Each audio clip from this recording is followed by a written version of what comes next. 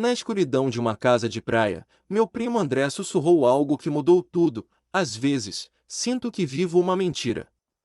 Eu não estava pronto para o que viria depois. Um segredo que ele guardou por anos, um olhar que fez meu coração parar, e uma verdade que nos colocou contra nossa própria família. Esta é a história de como descobri quem ele realmente é, e quem eu poderia ser. Era uma noite quente de julho de 2025, e a casa de praia em Viana do Castelo vibrava com o som de risadas e talheres tilintando. A família reunida, como de costume, para o jantar anual que juntava 3 gerações numa mesa comprida, cheia de pratos de bacalhau e conversas cruzadas. Diogo, de 26 anos, estava exausto após um semestre desgastante na universidade no Porto. Sentado entre uma tia que contava histórias repetidas e um primo mais novo que não largava o telemóvel, ele tentava se desconectar, mas algo o mantinha alerta. Talvez fosse o vazio que sentia ultimamente, uma inquietação que não explicava. André, seu primo de 27 anos, chegou atrasado. Entrou pela porta dos fundos, pedindo desculpas com aquele sorriso que sempre desarmava qualquer tensão. Ele havia acabado de assumir um cargo importante em Lisboa, e todos na mesa não paravam de elogiá-lo. Diogo observou-o sentar-se, cumprimentando a todos com facilidade, mas notou algo diferente. Um peso nos ombros de André, uma sombra que parecia dançar em seus olhos enquanto ele respondia às perguntas da avó sobre o trabalho. Não era cansaço, era outra coisa. Algo que Diogo não conseguia nomear, mas que o fez prestar atenção. A noite avançou, e a casa foi ficando silenciosa. Os mais velhos subiram para os quartos, as crianças já dormiam, e o som das ondas do mar lá fora era o único que quebrava o vazio. Diogo e André, como nos velhos tempos, dividiram um espaço improvisado no sótão da casa, com 2 colchões no chão, separados por poucos centímetros. Era uma tradição de infância, mas agora, aos 26 e 27 anos, parecia estranhamente íntimo. Deitados no escuro, cada um com seu telemóvel, o silêncio entre eles era denso, quase palpável. Foi André quem rompeu o vazio. Sua voz saiu baixa, quase um sussurro, como se temesse que as paredes ouvissem. Ele disse que, às vezes, sentia que vivia uma mentira. Diogo virou-se no colchão, o coração acelerando sem motivo aparente. A luz do ecrã do telemóvel de André iluminava a metade de seu rosto, mas ele não olhava para Diogo. Havia uma hesitação em suas palavras, um peso que sugeria algo maior, algo que ele queria, mas não conseguia dizer. Diogo perguntou o que ele quis dizer, tentando manter a voz casual, mas sentindo uma tensão crescer no peito. André hesitou, mexendo nos dedos como fazia quando criança, antes de contar um segredo. Ele murmurou algo sobre a família nunca falar de verdade, nunca tocar no que realmente importava. Diogo concordou em silêncio, pensando nas conversas superficiais da família, sempre cheias de piadas e histórias antigas, mas vazias de vulnerabilidade. Ainda assim, a frase de André parecia carregar mais do que uma crítica à dinâmica familiar. Era como se ele estivesse à beira de uma confissão, mas algo segurava. O momento foi interrompido pelo ranger de uma porta no andar de baixo. Alguém tossiu, passos ecoaram, e a casa pareceu despertar por um instante. André desligou o telemóvel, mergulhando o sótão na escuridão total. Diogo sentiu o primo se virar no colchão, de costas para ele, como se quisesse fechar a porta que quase abrirá. A conversa morreu ali, mas a mente de Diogo não parava. Ele ficou deitado, encarando o teto, tentando decifrar o que André não disse. Havia uma verdade pairando no ar, algo que fazia seu estômago se contrair, não de medo, mas de curiosidade. Ou talvez fosse mais do que isso. Na manhã seguinte, a casa estava viva novamente. O cheiro de café e pão quente subia do andar de baixo, e a avó gritava para todos descerem para o pequeno almoço. André agia como se nada tivesse acontecido, rindo com os tios e ajudando a arrumar a mesa. Mas Diogo não conseguia ignorar os olhares rápidos que André lançava em sua direção, como se estivesse medindo o que Diogo poderia saber ou suspeitar. Eram olhares que carregavam uma pergunta. Uma súplica silenciosa por algo que Diogo ainda não entendia.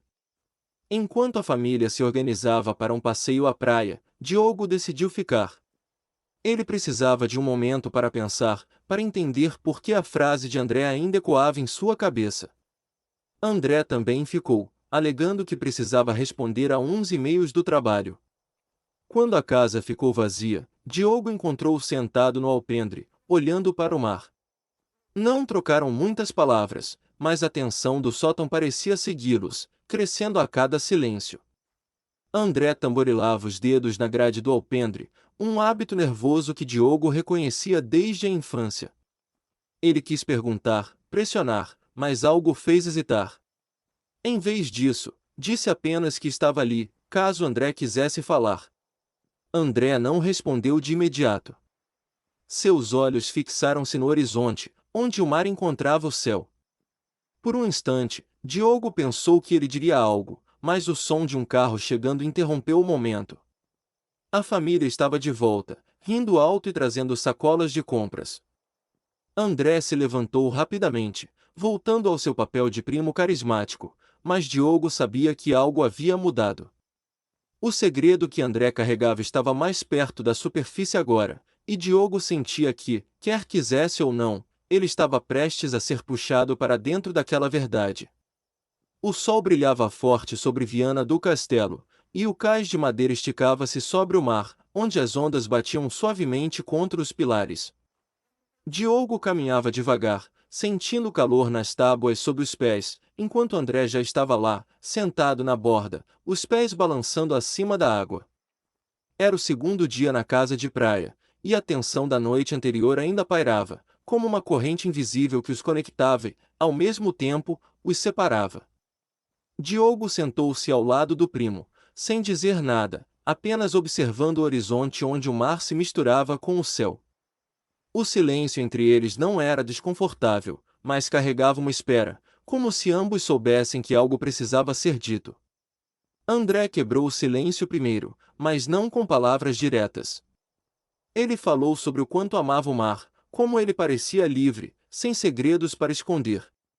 Diogo percebeu que não era só uma conversa casual, André estava tentando dizer algo maior. A voz dele tremia levemente, e seus dedos tamborilavam na madeira do cais, um sinal de nervosismo que Diogo reconhecia desde a infância. Diogo perguntou, com cuidado, se havia algo que André queria compartilhar, algo que explicasse o peso que ele parecia carregar desde a noite anterior. André hesitou, olhando para a água, como se buscasse coragem nas ondas. Então, ele falou. Em voz baixa, quase engolida pelo som do mar, André confessou que era gay. As palavras saíram simples, mas carregadas de uma verdade que ele havia guardado por anos. Diogo sentiu o coração acelerar, não por choque, mas por perceber o quanto aquela confissão custava ao primo. Ele sempre se considerará hétero, nunca questionará isso, mas agora, diante da vulnerabilidade de André, sentiu uma mistura de apoio e uma confusão que não sabia nomear.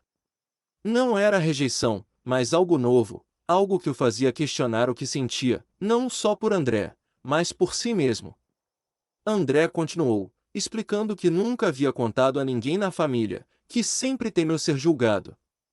Ele mencionou as conversas que ouvia, os comentários casuais de tios e primos sobre certos comportamentos que nunca soavam inocentes.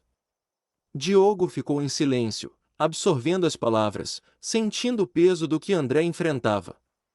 Ele quis dizer algo, oferecer apoio, mas antes que pudesse encontrar as palavras certas, o telemóvel de André tocou. Era a mãe dele, a voz alta e cortante ecoando mesmo à distância. Ela insistiu para que ele se comportasse na frente da família, lembrando de não causar problemas durante a reunião. André respondeu com monossílabos, o rosto endurecendo, e desligou o telefone com um suspiro. A ligação mudou o clima no cais. André se fechou, como se a voz da mãe tivesse reforçado a muralha que ele construía há anos. Diogo sentiu uma raiva silenciosa crescer dentro dele, não contra André, mas contra a pressão que o primo enfrentava, uma pressão que ele nunca precisará sentir.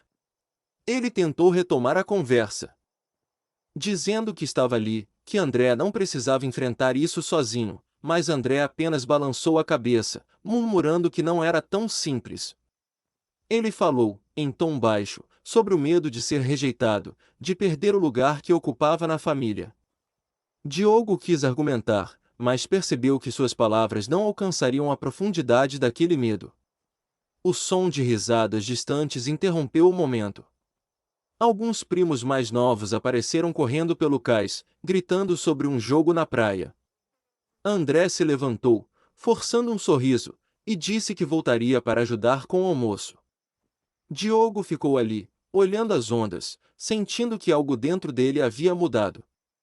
A confissão de André não era apenas sobre o primo, era um espelho que o forçava a olhar para si mesmo. Ele sempre achará que conhecia André, o primo carismático, o que fazia todos rirem. Mas agora havia alguém diferente, alguém que carregava uma luta silenciosa, e isso fazia questionar o que ele próprio escondia, mesmo sem saber. Enquanto caminhava de volta para casa, Diogo notou André à distância, ajudando a carregar cadeiras para o almoço. Ele parecia o mesmo de sempre, mas agora Diogo via as rachaduras, os momentos em que o sorriso vacilava. E, pela primeira vez, ele se perguntou se a confusão que sentia era apenas apoio ou algo mais profundo, algo que ele não estava pronto para nomear. O mar continuava a bater contra o cais, indiferente, enquanto a verdade de André começava a ecoar em Diogo, prometendo conflitos que nenhum dos dois poderia evitar. O sol já não brilhava com tanta força quando a família se reuniu para o almoço no terceiro dia em Viana do Castelo. As mesas improvisadas no quintal da casa de praia estavam cheias de pratos de sardinha grelhada e salada, mas o ambiente, antes leve, agora parecia carregado. Diogo sentia o peso da confissão de André no cais, um segredo que ainda ecoava em sua mente. Ele observava o primo do outro lado da mesa, tentando decifrar o que se passava por trás do sorriso forçado que André exibia enquanto servia a comida. A tensão entre eles era invisível para os outros, mas para Diogo, era como uma corda esticada, pronta para romper. O tio de André, João, começou a falar, como sempre, em tom alto e autoritário. Ele contava histórias do trabalho, mas logo desviou para comentários sobre certos comportamentos que via na cidade, palavras carregadas de desdém que fizeram Diogo cerrar os punhos sob a mesa. João riu, dizendo que essas coisas não tinham lugar numa família como a deles, sem perceber o impacto de suas palavras. André baixou o olhar, mexendo na comida sem comer, o corpo rígido. Diogo sentiu uma onda de raiva, não só pelo tio, mas por si mesmo, por nunca ter notado como esses comentários deviam machucar André há anos. Impulsivamente, Diogo interrompeu. Ele disse, com a voz firme, que não havia nada de errado com pessoas serem quem são, que o mundo estava mudando e a família precisava acompanhar. As palavras saíram mais duras do que ele pretendia, e um silêncio pesado caiu sobre a mesa. João franziu a testa, surpreso, enquanto a avó tentou mudar de assunto, falando sobre o tempo. Mas o dano estava feito. André lançou um olhar rápido para Diogo, uma mistura de gratidão e medo, como se soubesse que a intervenção do primo havia levantado suspeitas.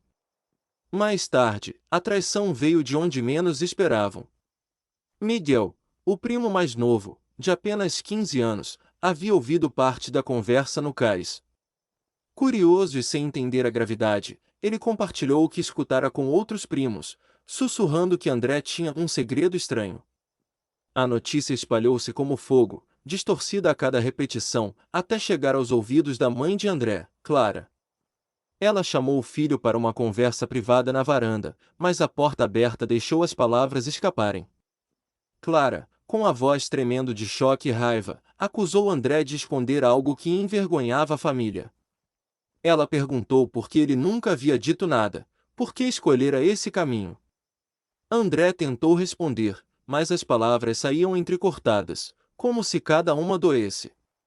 Diogo, que estava por perto, não conseguiu ficar calado. Ele entrou na varanda, defendendo André, dizendo que ele não tinha feito nada de errado, que merecia ser aceito como era. Clara virou-se para Diogo, os olhos faiscando.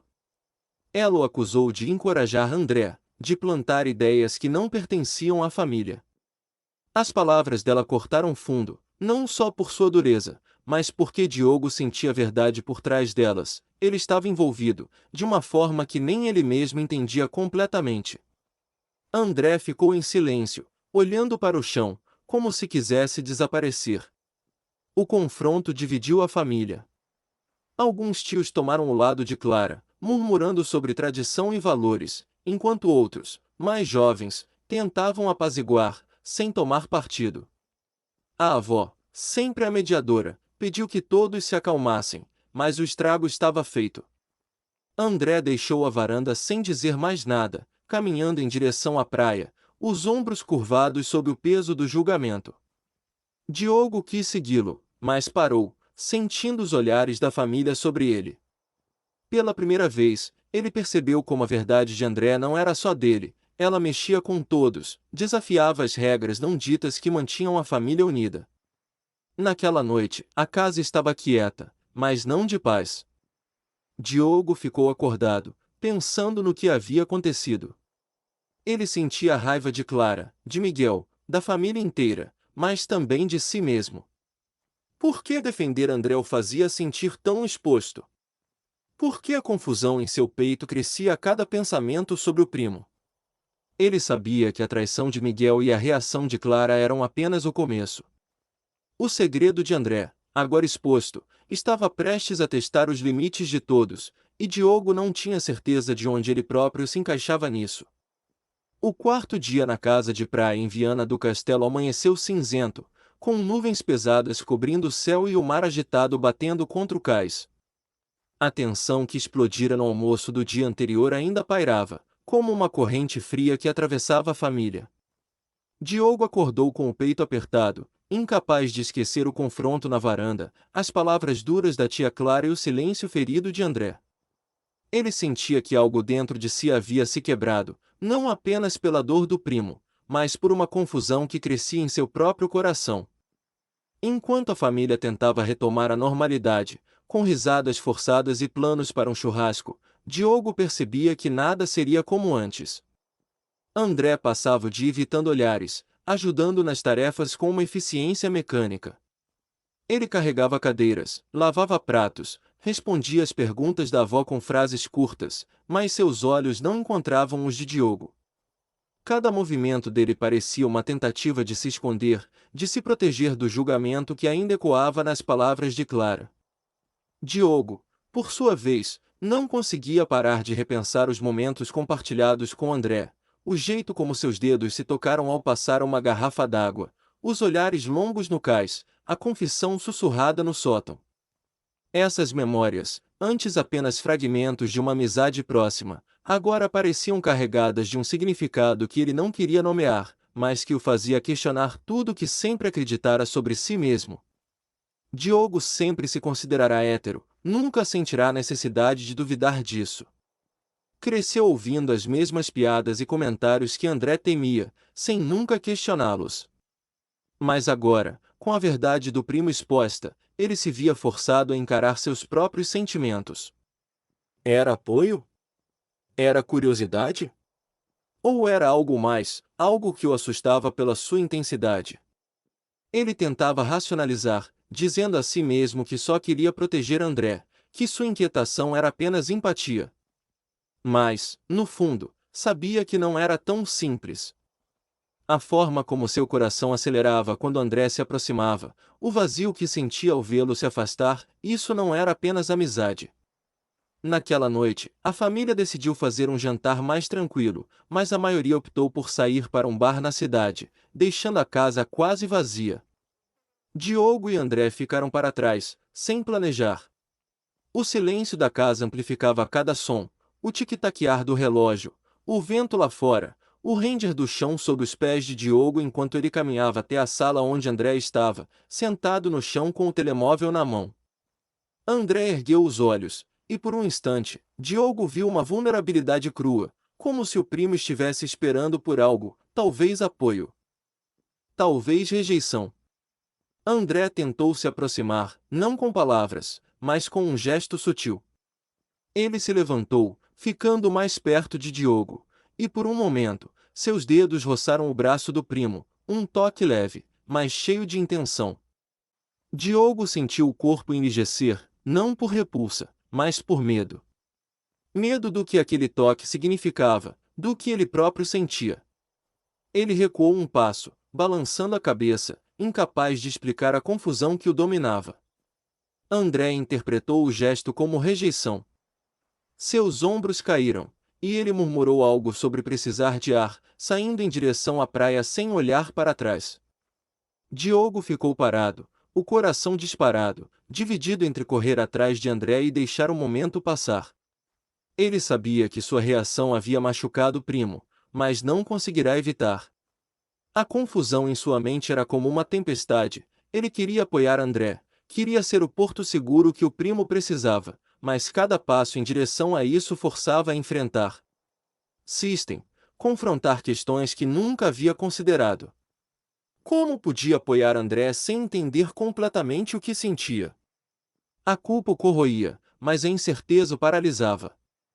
Mais tarde, Diogo encontrou André no cais, olhando o mar escuro. André não virou quando ele se aproximou. Em vez de falar diretamente, Diogo sentou-se ao lado, deixando o silêncio falar por ele. André finalmente quebrou o silêncio, dizendo em voz baixa que talvez tivesse cometido um erro ao se abrir, que talvez fosse melhor guardar tudo para si. Diogo sentiu um aperto no peito. Ele quis dizer que não era verdade, que estava ali para André, mas as palavras não vieram. André se levantou, anunciando que partiria na manhã seguinte. Ele precisava de espaço, disse, para pensar. Diogo ficou no cais, o som das ondas misturando-se com o peso de suas emoções. Ele sabia que a decisão de André de partir era mais do que uma fuga da família, era uma fuga dele, da confusão que Diogo havia causado com seu recuo. Pela primeira vez, ele percebeu que sua luta não era apenas apoiar André, mas entender o que ele próprio queria. E essa verdade, ainda sem nome, era mais assustadora do que qualquer confronto familiar. O amanhecer do último dia na casa de praia em Viana do Castelo trouxe um céu limpo, com o sol refletindo no mar calmo, como se a tempestade emocional dos dias anteriores nunca tivesse existido. Mas para Diogo, a calma era enganosa. A decisão de André de partir pesava em seu peito, uma mistura de culpa e urgência que o mantinha acordado desde a conversa no cais. Ele sabia que não podia deixar André ir sem tentar consertar o que havia quebrado, sem enfrentar a confusão que o fizera recuar na noite anterior. Enquanto a família arrumava as malas, Diogo tomou uma decisão: ele precisava encontrar André antes que fosse tarde. André já estava na estação de trem de Viana, com uma mochila aos pés, olhando para os trilhos como se procurasse respostas no horizonte. Diogo correu até lá, o coração disparado, não apenas pelo esforço físico, mas pela certeza de que aquele momento definiria algo maior. Quando André o viu, seus ombros enrijeceram, como se ele esperasse outra rejeição. Diogo, ofegante, começou a falar, mas as palavras saíam desajeitadas. Ele admitiu que o recuo na noite anterior não era por vergonha ou julgamento, mas por medo, medo de sentimentos que ele não entendia, que desafiavam tudo o que ele achava que sabia sobre si mesmo. André ouviu em silêncio, os olhos fixos no chão, mas a tensão em seu corpo começou a ceder. Sem esperar uma resposta, Diogo continuou. Ele disse que a confissão de André no cais o havia mudado, não apenas como primo, mas como pessoa. Ele reconheceu que sentia algo real, algo que ia além da amizade, embora ainda não soubesse como nomear. Pela primeira vez, Diogo falou com uma honestidade crua, admitindo que estava perdido, mas que não queria perder André por causa de sua própria incerteza. André ergueu o olhar, e pela primeira vez em dias, havia algo além de dor em sua expressão, uma faísca de alívio, talvez de esperança.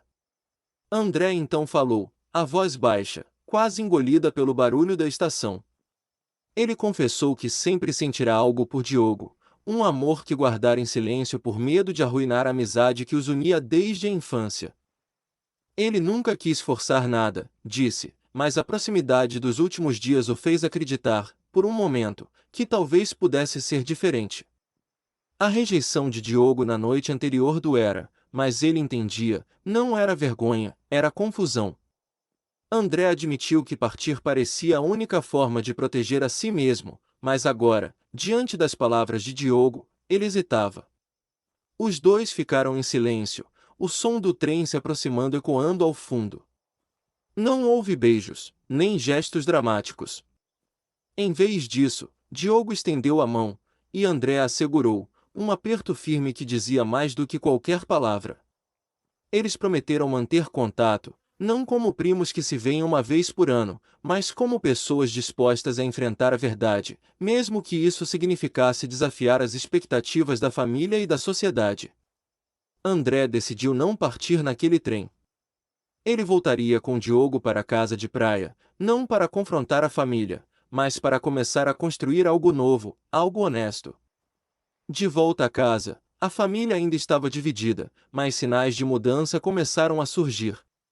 Clara, a mãe de André, não falou diretamente com ele, mas seus olhares já não eram tão duros. Durante o almoço, ela perguntou, hesitantemente, sobre o trabalho de André em Lisboa, algo que não fazia desde o confronto. A avó, sempre conciliadora, puxou André para ajudar na cozinha, um gesto simples que parecia um convite para ele voltar a fazer parte do todo. Não era aceitação plena, mas era um começo, um passo tímido em direção à reconciliação. Diogo, por sua vez, sentia o peso da confusão diminuir. Ele ainda não tinha todas as respostas sobre o que sentia ou o que queria, mas a promessa de estar ao lado de André, de não fugir da verdade, dava-lhe uma clareza que ele nunca tivera antes. Quando a família se despediu da casa de praia, Diogo e André trocaram um último olhar no cais, onde tudo começara. Não era um final, mas um início, um compromisso de enfrentar o futuro com coragem, juntos.